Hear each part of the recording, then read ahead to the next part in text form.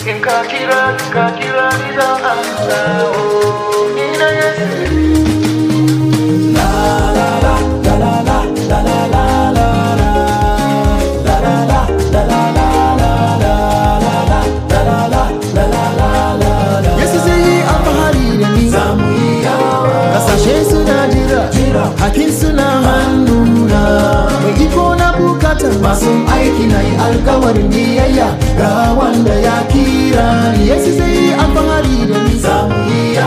Kasashe suna jira, hakin suna hannuna. Mai iko na bukatar masu aiki na yi alkawarin biyayya ga wanda ya kira ni. Yesu zai yi alfahari da ni. Zamu yi yawa, zamu yi yawa,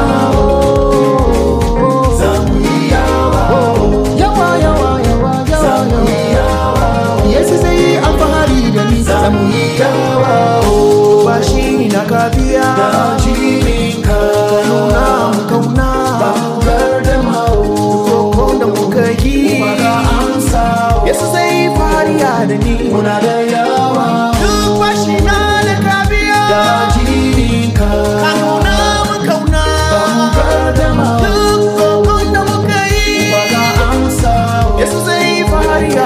Muna da yawa, masu laduwa da yawa, masu wazi da yawa, masu azumi da warkaswa. Yesu zai yi fariya da ni. Zamu yi yawa,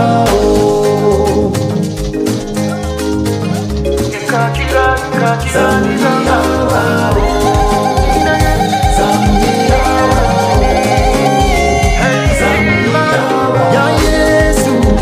Na kudura a zuciyata zambika, zambika, yana nan a rubuce zambika.